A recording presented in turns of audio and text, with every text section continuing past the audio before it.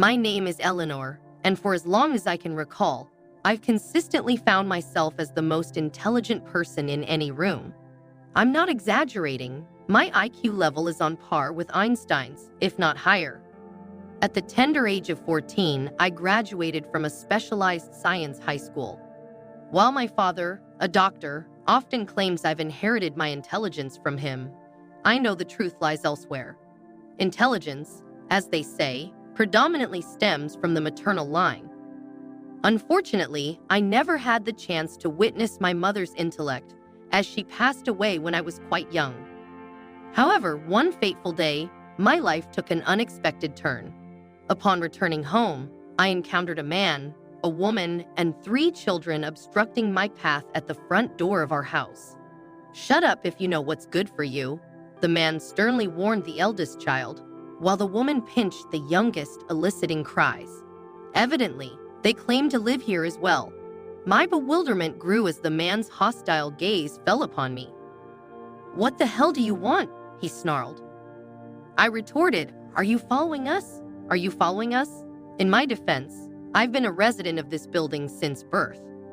I even summoned the doorman, who had overheard our altercation and promptly guided them towards the elevators. "Excuse me, miss," the doorman interjected. "This family moved in just last week, and I believe they occupy the apartment directly above yours." I considered arguing with the doorman, convinced that this group wasn't a genuine family. I had noticed a curious detail. All 3 children possessed brown eyes, yet both parents boasted blue eyes. Such a genetic mismatch was peculiar. However, the matter temporarily slipped my mind when my father delivered some harrowing news. A mysterious and highly contagious disease was spreading rapidly. So my father decided it was best for me to stay at home due to the uncertain circumstances surrounding the disease. I was effectively under house arrest.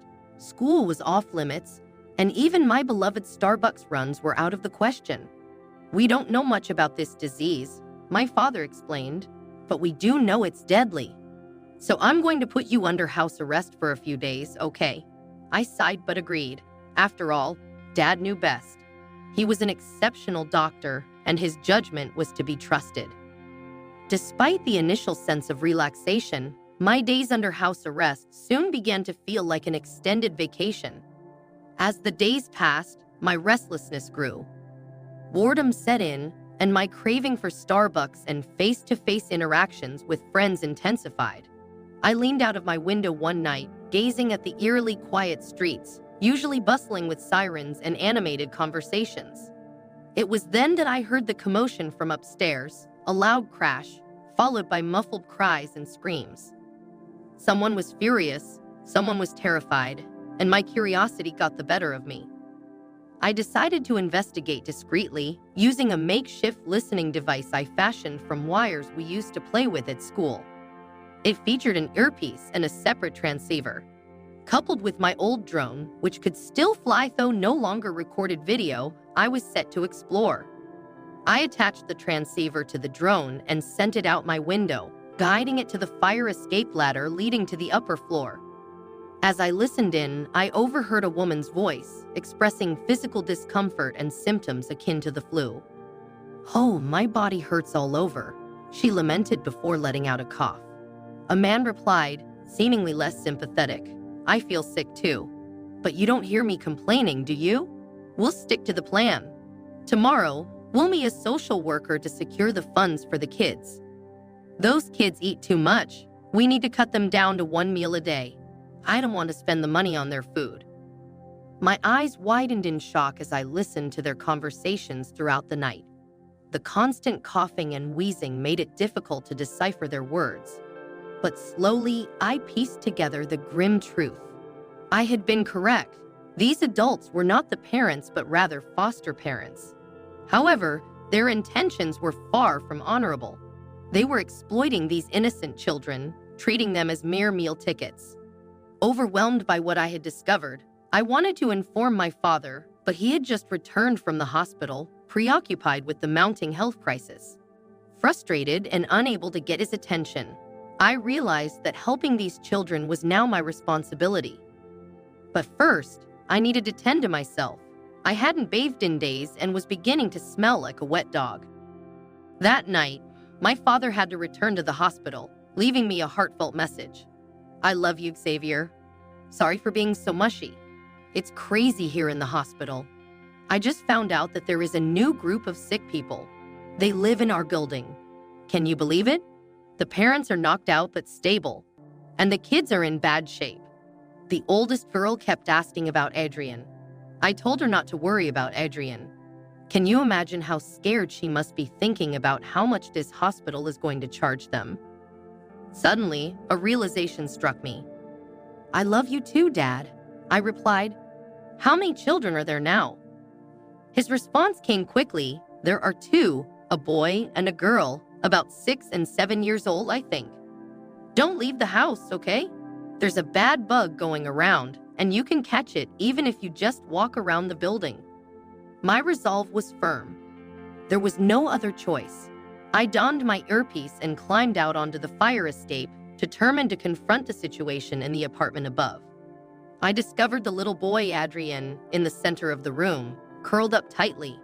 Approaching him gently, I whispered, "Hello, Adrian." He burst into tears at the sight of me, repeatedly asking for Nora. I reassured him, introducing myself as Xavier, his new friend, and invited him to play with me.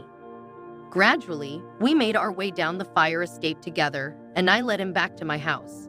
I settled him on my bed, stroking his hair as we both drifted into slumber, his cheeks still marked by tears.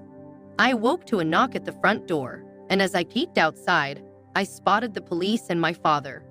They informed him about a nurse who had called them the previous night regarding a new patient, a little girl from our building. This little girl had mentioned leaving a boy named Adrian in their house, prompting the police to investigate further.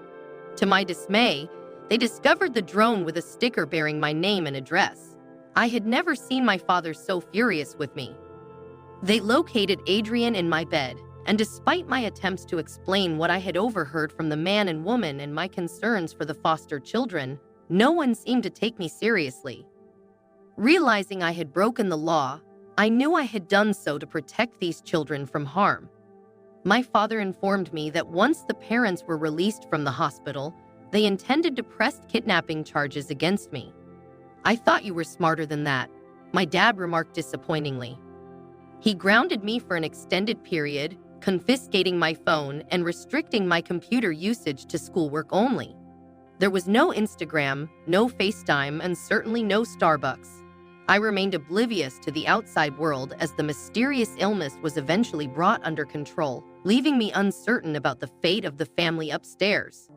In this isolated state, I had but one course of action: to immerse myself in my studies.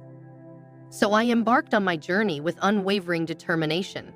Graduating from college at the age of 17, I decided to major in psychology and deviated from the medical path my father had hoped for me, choosing law school instead. My career choice left my dad disappointed, and our relationship began to deteriorate. Swiftly completing my course load, I soon tackled the bar exam, acing it effortlessly. This year, I finally seized the opportunity to leave the family home when I received a job offer at a prestigious law firm. Turning 20 marked a significant step in my life. Despite all that had transpired, my thoughts continuously circled back to those children, particularly young Adrian. Consequently, I was utterly taken aback when I was approached for assistance on a specific case.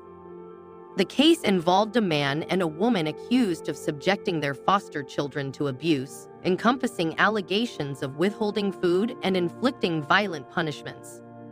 This couple had been foster parents to numerous children over the years. However, upon inspecting the case file, their identities hit me like a bolt of lightning. The accused individuals were none other than the couple who had resided above us during my time with my father. The only dilemma was that my law firm had been enlisted to defend them.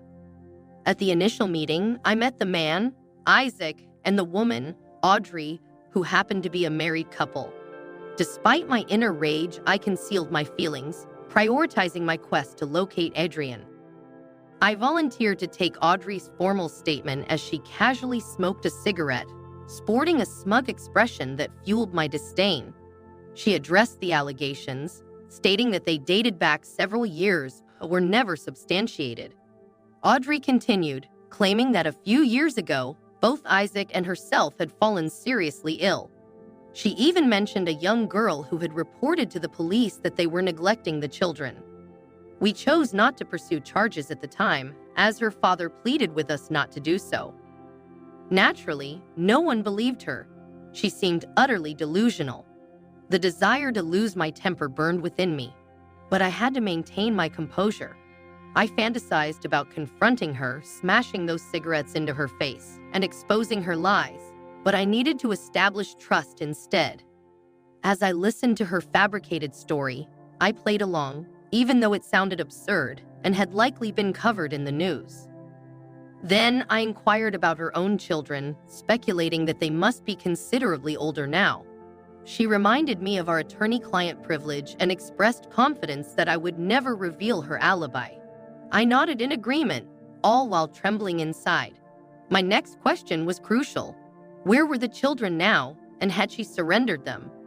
She even disclosed the name of her social worker, convinced that I was bound by an eternal oath of silence. I left that room with my head held high, knowing exactly what needed to be done. I couldn't save those children back then, but I had the opportunity to rescue them now. I proceeded to my boss's office and submitted my resignation. Afterward, I emptied my savings account and hopped on a plane, embarking on a journey that would consume a significant amount of time. Ultimately, I located a young girl at another city named Nora. She was under the care of a cruel woman who had taken in numerous foster children. Despite being only 13 years old, Nora was responsible for looking after the younger kids. Tears welled up in her eyes as I assured her I would do everything within my power to rescue her from that dreadful place. She also cried as she revealed the name of the other young boy, Hank, who had not survived. After their release from the hospital 6 years earlier, he had been relocated to another foster home, but his fragile condition had proved fatal. Nora and I embarked on a mission to find Adrian, and luck was on that young boy's side. He had been adopted by a kind gay couple living in the countryside. Adrian, now 9 years old, couldn't contain his excitement when he saw me. He told me that I resembled the person he had always dreamed of becoming, which brought tears to my eyes. I embraced him tightly, overwhelmed with emotion. Nora joined me in this heartwarming reunion. Upon our return home, chaos erupted. The law firm was eager to sever ties with me, but they couldn't escape the scrutiny. The truth about Audrey and Isaac's heinous acts had come to light, drawing the attention of the media. Reporters pursued me relentlessly, and I felt compelled to speak the truth. My decision led to significant repercussions for the law firm, and both Isaac and Audrey were rightfully convicted. They were sentenced to spend the remainder of their lives behind bars. In the meantime, the police continued their search for the remaining missing children. As for me, I had forfeited my license to practice law. More importantly, I had breached attorney-client privilege by sharing the details of the case with the media. My savings had been depleted, and I needed to provide Nora with a proper home. Returning to my father seemed to be the only option. Although I wasn't sure what to expect, he greeted me at the door with a long, contemplative look before enveloping me in his arms. He expressed how proud he was of me. My father remained dedicated to his medical practice, and he eagerly welcomed us into his home. That night, as I settled Nora into my old room, I engaged in a heartfelt conversation with my dad. I shared my thoughts, admitting that the legal profession wasn't the right fit for me. Instead, I expressed my desire to pursue a medical education. A warm smile crossed his face as he responded, "Helping people is in your blood, and you get it from me." I then took a deep breath and made a more personal request. "Dad, could you assist me with some adoption papers?" I understood that my current circumstances didn't make me an ideal candidate for adoption due to my lack of a stable job. While I was confident that I would make an excellent doctor in the future, at that moment, it wasn't about my intellect. It was about my heart. My father embraced me tightly before sighing, his expression heavy with a long-hidden secret. He admitted that there was something he should have told me years ago, but had been afraid of losing me. My father disclosed that I was adopted. He and my mother had taken me in as a foster child shortly after my birth, and they officially adopted me in less than 6 months. However, just a year later, my mother had passed away. He confessed that he never thought it was possible to love a child so deeply until I became part of our family. In the midst of a million questions flooding my mind, wondering about my biological mother, the reasons behind her decision to give me up, her whereabouts, her intellect, and her life's journey, I decided to set aside this mystery for another day. My immediate focus was on Nora.